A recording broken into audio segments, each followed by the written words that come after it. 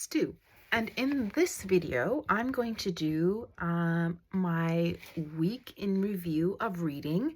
Last week's TBR challenge was to read The Rainbow, and so here is what it looked like.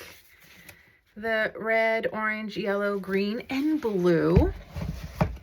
I had another book that I decided to either read or unhaul, and consequently unhauled in my neighborhood little free library. And I think, to summarize this week of reading, it was fantastic. A lot of good books that kind of crept up on me. I really appreciate the creepers, and a lot of diversity. Yeah. Completely different week in reading than last week, where I did the 1 word, 2 word, 3 word, 4 word, female author, female protagonist titles. And isn't that why we do it, right? Isn't this the way that reading enriches the readers' lives? Okay, so let me get on to the books. The first book, Peony in Love. Peony in Love gives love story. Reading the back, it says in 17th century China, so we get some historical fiction. This book focuses on an opera that then the characters of the book have sort of parallel lives to the opera, and it's a love story. It's a ghost story, from which was unexpected. I should have read the back. I like to go into books innocent, right? So I don't do that much reading of the back. I like to say somewhere in there, there's a nugget. And there were a couple things in this book. I liked to kind of explore the culture around ghosts and the traditions that I trust Lisa C. to have researched from that time in China around afterlife and ghosts. And I found that part intriguing. Overall, I really wanted to like this book. I found this the kind of book that I kept wanting to like because there were redeeming features and there were some anticipations. But in the end, I didn't like this book. It wasn't incredibly readable for me. Going back and forth from the opera, I think was brilliant. I think a lot of people would like that. It didn't really work for me. And some of the author's style didn't really work for me either. I would read another Lisa C. So I'm not saying that this book was something that that suggested to me, don't ever read this author again. It just really, it was a book that I tried to like and then didn't really like.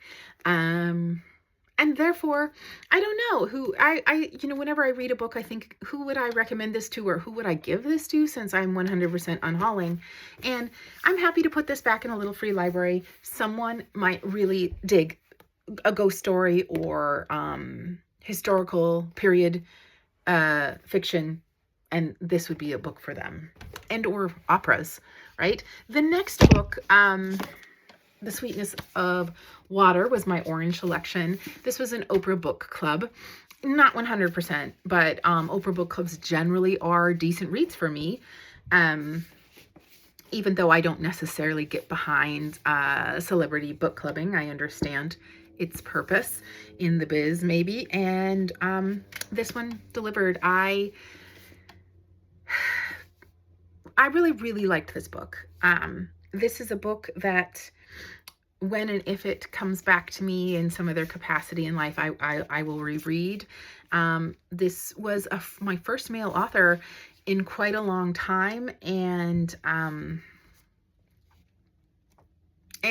I thought that reading a male author again was refreshing, and also his work with the female characters was really good.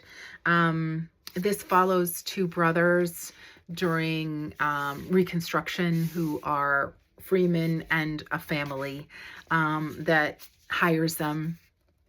Covers the racism, struggle to live, some queer themes, struggle to thrive in racism by everyone, right? And the heroine of the story is in the end the wife and mother. And I thought this was a fantastic book. Every chapter, every part of it, I really appreciated. I really appreciated the exploration that he's doing of all of the themes that I just mentioned. And I would honestly recommend this book to anyone, as would obviously Oprah's book club. The Yellow Book is a book of the month from 2017. And I honestly just thought this is going to be fun and this is going to be filler and I don't need to expect much. I absolutely love it when I come into a book that way and then say, wow, I underestimated this book for whatever reasons, whatever social programming. So we follow startup culture in New York around the time of 2017, and there is a lot of satire and a lot of reference to sort of that culture, which it wouldn't necessarily be a really interesting exploration for me, but no, this is about men being shitty. And I have to say that the review, I don't normally read Goodreads reviews, but sometimes I look up, a few just so that I feel like, wow, this book did more. Let me see if somebody else noticed that, or this book really disappointed. Let me see if somebody else noticed that. The first Goodreads review that came up was Roxane Gay, whose Difficult Women I just finished. And her review, if you haven't checked it out, go check it out on Goodreads because it really summarized it. This book could have done more. And didn't. But that doesn't necessarily make it disappointing. The satire of how men who otherwise sort of behave somewhat reasonably then behave like totally problematic when in the company of other problematic men, it delivers here. And sometimes things don't have to be incredibly complex, complicated, or even, I use, and I hope she'll forgive me, a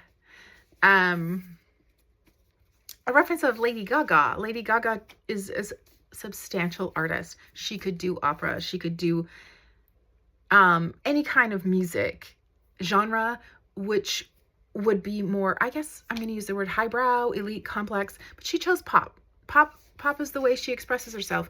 And pop reaches more people.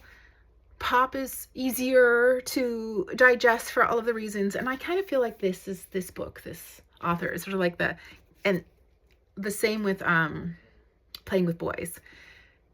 It could have done more, but in fact, the fact that it didn't is somewhat intriguing, made it really accessible, incredibly readable.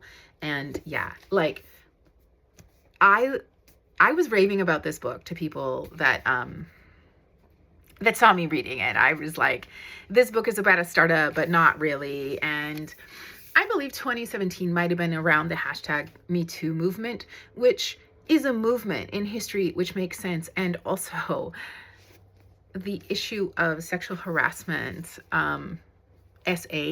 I guess I'm supposed to say, if I'm going to publish this on YouTube, is real.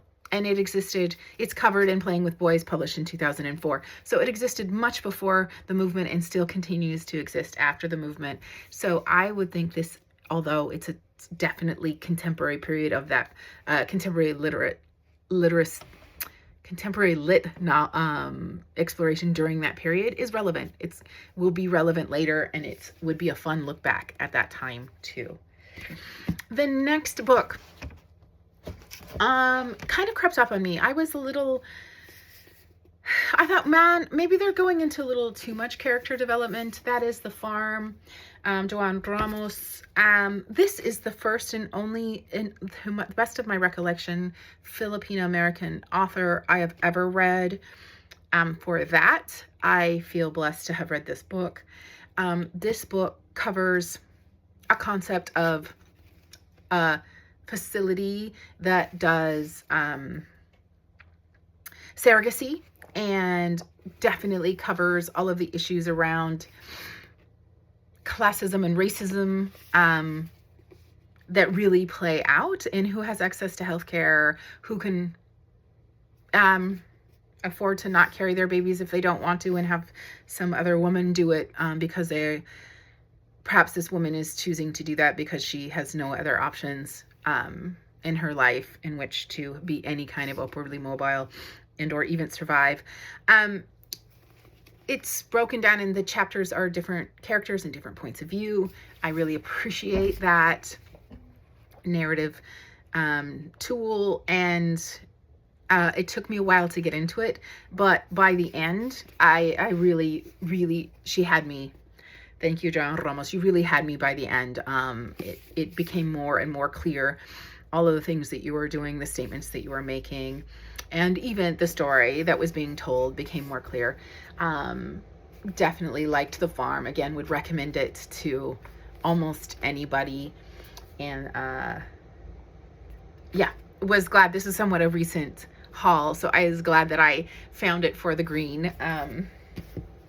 The last book, the blue book, was so much blue. And this is my first Percival Everett, and everything on the back was like just praise for Percival Everett, which I had already heard because of James, right?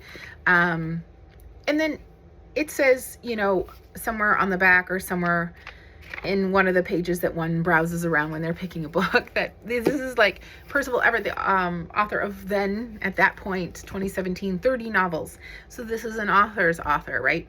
I think most of these books, except for Peony in Love, were debut books. So it was really kind of also interesting to then hop into a book written that not the debut by a very seasoned author. Immediately, his prowess as an author was noticeable. I liked his writing style, and I knew I would like this book. This covers a protagonist whose name is Kevin Pace, and he's middle-aged, and he's living, it covers his home life and sort of like the mundaneness of family and middle-agedom. And then it covers like two parts of his life where there are not only secrets, but there's some kind of intrigue or scandal. And I think the choice of these two other sort of narratives are kind of like how someone would look back in their middle ages and be like, what are the two things that made my life interesting? And so there's an affair with a young Parisian woman while he's in Paris. And then there is a lot of drama during the war in El Salvador in 1979 that are kind of explored.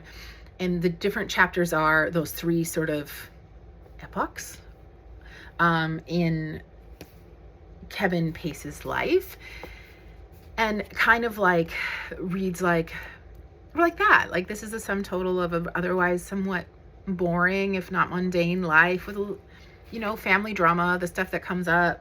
But these two threads are what in memory or in retrospect makes this life more intriguing. Great book. Great book, for sure. Easy, delightful read, and of course, I look forward to finding more Percival Everett, as he's an author of many books. So I suspect that I will run into his work in other capacities and pick another one up and see what I think about that. So that was my week in reading. Fun. Only one book that I couldn't really get into, but other than that, everything else was just a lot of fun. I'm really grateful to have read lots of different perspectives and even writing styles in this week. And yeah, thrilled for it. Yet another affirmation of why I am an avid reader.